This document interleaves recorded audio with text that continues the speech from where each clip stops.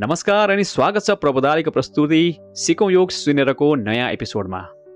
आजको एपिसोडमा हामी कुरा गर्न जाँदैछौँ मेन्टल रिप्रोग्रामिङ, मस्तिष्कको पुनः प्रोग्रामिङको लागि सहयोगी तेस्रो कोडको बारेमा, तेस्रो सङ्केतको बारेमा।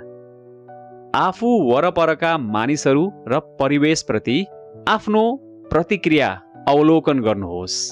हाम्रो आफ्नो बानी व्यवहार हुन्छ र हामी प्राय जसो आफ्नो वरिपरिका व्यक्तिहरू, आफ्नो वरिपरिको परिवेशलाई आफ्नै दृष्टिकोणबाट हेरिरहेका हुन्छौँ, एक किसिमको प्रतिक्रिया जनाइरहेका हुन्छौँ। त्यसलाई अवलोकन गर्नुहोस्, त्यसलाई मनन गर्नुहोस्। बाह्य कुराप्रतिको हजुरको आसक्तिले कसरी असन्तुष्टि ल्याउँछ मनमा, त्यसलाई निहाल्नुहोस्, बुझ्ने प्रयास गर्नुहोस्।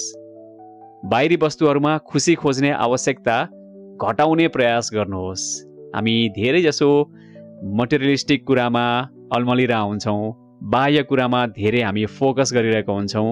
सकेसम्म बाहिरी वस्तुहरूमा खुसी खोज्ने कुरालाई कम कम कम गर्ने प्रयास गर्नुहोस्, अन्तर्मुखी हुने प्रयास गर्नुहोस्। यसको अर्थ बाह्य आकर्षणहरूलाई दबाउनुहोस् भन्न खोजेको होइन, त्यसले झन् हानि पुर्याउन सक्छ। सचेत हुनुहोस्। यदि हजुर सचेत हुनुभयो र यदि हजुरले चाहेको कुरा नपाउनुभयो र त्यसलाई सहज रूपमा हाँस्दै स्वीकार गर्न सक्नुभयो भने जीवन सजिलो हुँदै जान्छ। हामी धेरै जिद्दी भएर, इगोइस्टिक भएर आफूले चाहेको कुरा जसरी पनि मैले पाउनै पर्छ, पाइनँ भने चाहिँ म दुखी हुन्छु, पाएँ भने खुसी हुन्छु। यो एकदमै नर्मल टेन्डेन्सी हो मानिसहरूको। तर यदि हजुरले राम्रोसँग यो कुरा बुझ्नुभयो कि म प्रयास गर्छु मैले चाहेको कुरा पाउनको लागि, तर मैले चाहेको कुरा नपाएको खण्डमा पनि त्यसले मलाई दुखी बनाउँदैन, म त्यसलाई सहज रूपमा स्वीकार गर्छु, हाँस्दै स्वीकार गर्छु र आफ्नो प्रयास जारी राख्छु। एउटा यो हुनसक्छ दृष्टिकोण। अर्को, जुन कुरा आफ्नो सीमामा छैन, आफ्नो रिचमा छैन, आफ्नो हुनसक्छ हैसियतले, आफ्नो क्षमताले त्यो कुरा हासिल गर्न हामीलाई साथ दिँदैन भने त्यसलाई सहर्ष स्वीकार गर्नुपर्छ, सहज रूपमा स्वीकार गर्नुपर्छ।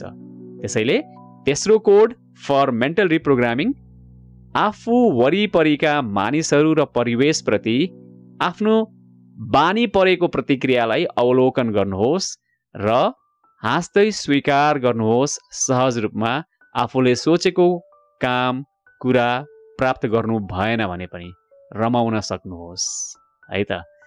धन्यवाद फेरि पनि यो एपिसोड सुनिदिनु भएकोमा।